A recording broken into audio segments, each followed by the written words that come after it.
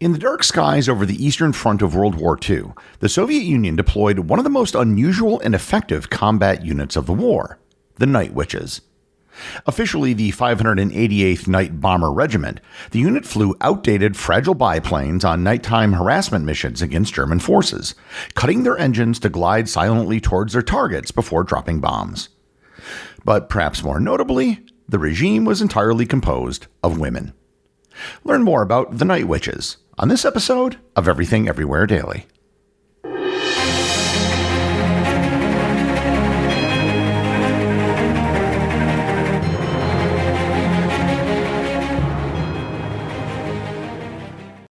This episode is sponsored by Quince.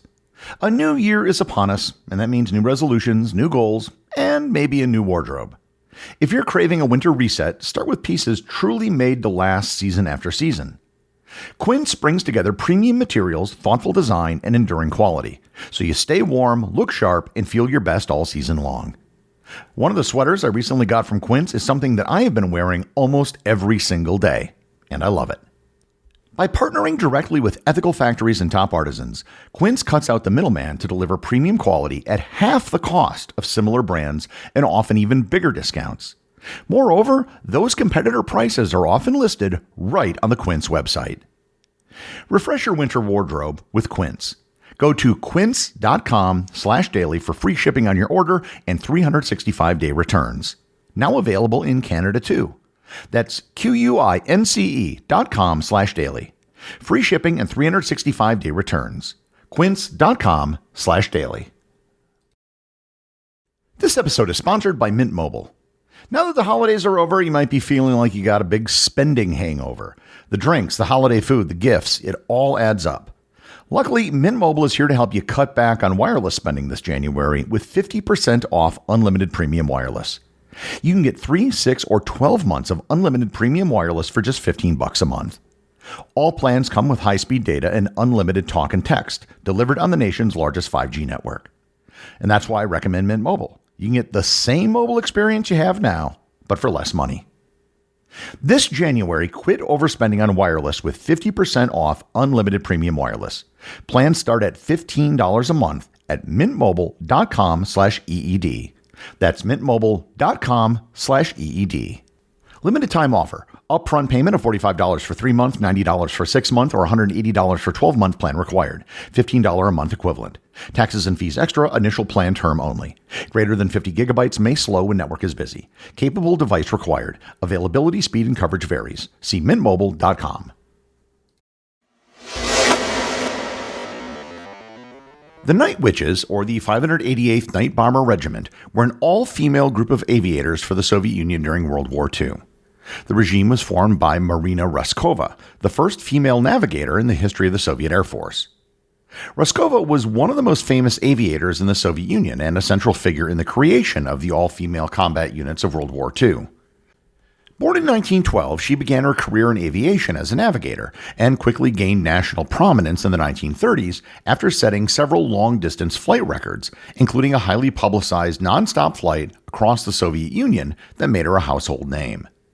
Her achievements earned her the title Hero of the Soviet Union, one of the country's highest honors, and gave her rare political influence in a male-dominated field. Because of these accolades, Raskova was a celebrity and often compared to the American Amelia Earhart. This level of respect gave Raskova personal connections to leadership in the USSR, specifically Joseph Stalin. Stalin had been impressed by her aviation skills, perception with the public, and had a desire to promote women in the military as part of Soviet propaganda. Raskova used this position to petition Stalin to allow her to form a women's fighting squadron during World War II. Raskova had been getting letters from women in the Soviet Union who wanted to join the war effort. The Soviet Constitution technically said that women had the same civil rights as men. A female soldier was viewed, at least for propaganda purposes, as an example of this Soviet ideal. But despite the lofty rhetoric, traditional beliefs about women were still prevalent in Soviet society. Women were discouraged from acting in perceived manly roles, especially when it came to the military. As a result, when women did join the military, they were often assigned to support roles. So despite equality, women were rarely found on the front line and were not allowed to join the Air Force. Raskova wanted to change that. and when the Nazis invaded, Stalin gave her a chance. The conflict between the Soviets and the Nazis, sparked by the invasion of the Soviet Union, was a brutal example of total warfare, where the lines between civilian and military were blurred or were non-existent.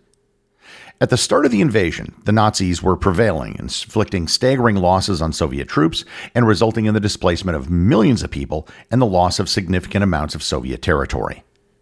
As the war dragged on, Stalin became desperate, so he gave an order to accept women into combat roles, though this was more for necessity than real equality. As a result, he gave Roskova permission to deploy 3 all-female Air Force units. Women in Roskova's group would be allowed to become pilots, support staff, and engineers. These units would be the first time that a nation would allow women to officially engage in combat in a modern mechanized war. If you remember back to my episode on Lyudmila Palvachenko, she was one of the top Soviet snipers of the war and exemplified this policy of allowing women in combat roles. Roskova created the 3 teams by choosing from a pool of 2,000 applicants. They were required to have a year of intense training to learn to fly, navigate, and maintain their aircraft. And a year may sound like a long time, but the usual training normally took several months to complete anyhow. As there had been no women in the Air Force prior, they were given men's old uniforms, and these uniforms were almost always too big. Their boots would often have to have bedding stuffed inside of them just to keep them on their feet. When given their planes and navigational tools, many of the women actually decided to add a feminine touch by painting flowers on them. When completing their training, the women were assigned to one of 3 groups. The best aviators would be members of the 586th Fighter Aviation Regiment. The second best would be in the 587th Bomber Aviation Unit, and the worst in the training program would be assigned to the 588th Night Bomber Aviation Regiment. And that's right. The Night Witches were the worst of the class, but ended up being the most feared. The Night Witches were led by another woman, Major Yevdokia Birkenshaya. Major Birkenshaya had attended the Batyak School of Pilots. After graduating in 1931, she trained other pilots before being assigned as commander of the 218th Special Operations Aviation Squadron. Birkenshaya was chosen to lead the 588th Night Bomber Regiment due to her qualifications. As part of an all-female crew, they, along with the other female regiments, faced disparities and disadvantages compared to their male counterparts. They were given less respect and worse equipment, faced skepticism and sexual harassment from their male counterparts, and were given old, out-of-date planes due to a lack of supplies. The women would fly in Polikarpov Po-2 biplanes that were already outdated by the start of the war. They were essentially used as crop dusters and training aircraft by this point. These were made with plywood and had a canvas stretched over them. Basically, if the plane was hit, there was a good chance it would burst into flames. Additionally, they had no parachutes because adding them would have added too much weight to the plane. They were not given any modern navigation tools, so the best they could do was rely on maps. The cockpit was also open, leaving the pilot and navigator exposed to the elements. Another danger is that the plane was slow, maxing out at just 90 miles per hour, and could only carry 2 bombs. And because the bombs were so heavy, the women were forced to fly low to the ground so they would be easily spotted. This led many of the women to describe their planes as a coffin with wings. Their only defense is that they would fly at night to try to mitigate their obvious disadvantages. However, there were some advantages. Because the plane was so light, it was easily maneuverable, making it hard to land a direct hit. Because it was made of wood and small, it wouldn't show up on German radar or infrared detection systems. The women without radios couldn't be picked up by radio detectors. Also, because the planes were slow and maneuverable, they could take off and land from almost anywhere, allowing attacks to be coordinated from anywhere.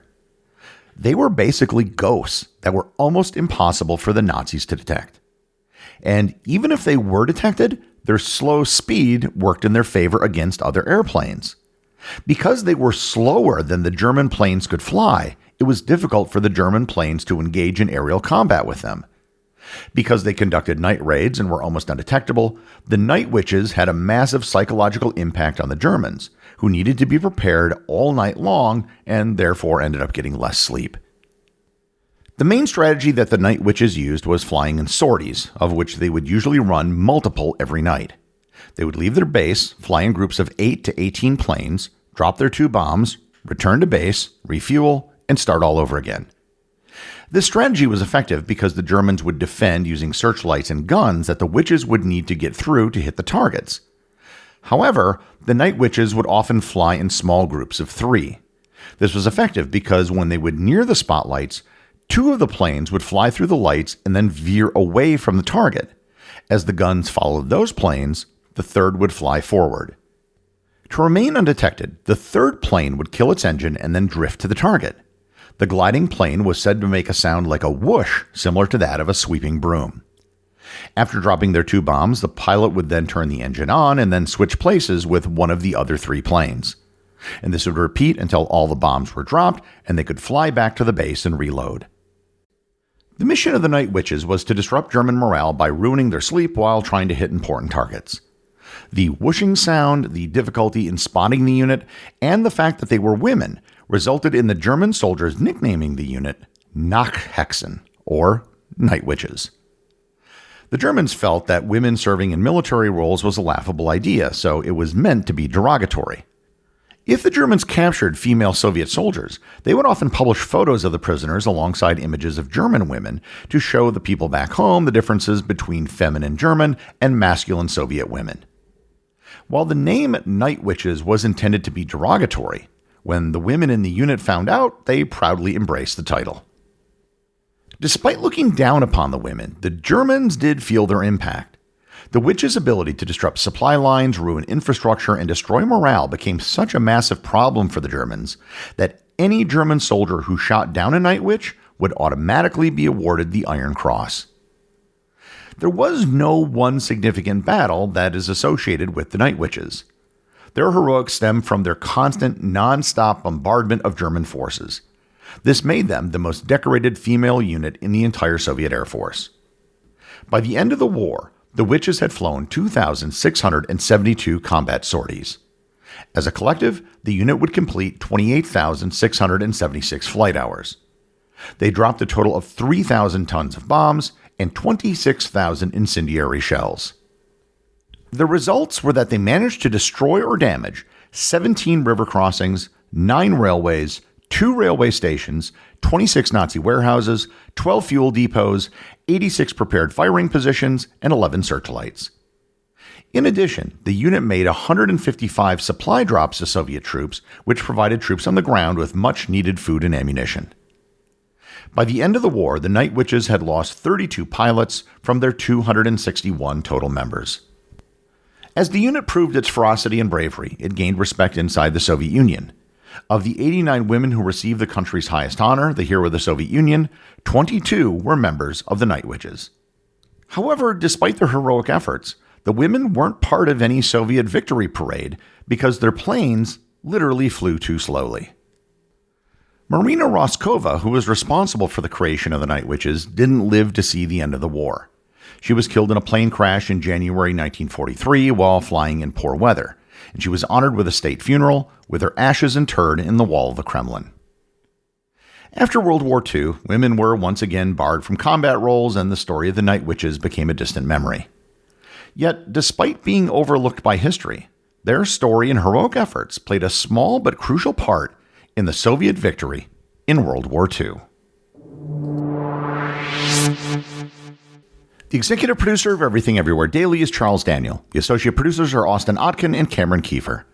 Research and writing for this episode is provided by the Olivia Ash. Athens, Georgia Completionist Club. Gary, I travel quite a bit for work daily and found Everything Everywhere Daily about 8 months ago. What a great travel companion for my drives around Northeast Georgia. Thank you for all your hard work. It is greatly appreciated. I will keep listening to them, so I guess you have to keep making them. Go Dogs. The next review comes from Henry over on Spotify. He writes, as a member of the Western Kentucky Completionist Club, I just wanted to say, Gary, keep up the good work. Awesome show, very entertaining and educational on every level. As a 53-year-old truck driver, I feel nobody is too old to be curious about learning something. Well, thanks both of you for the reviews. And remember, if you leave a review of the podcast on any of the major podcast apps, you too can have it read on the show.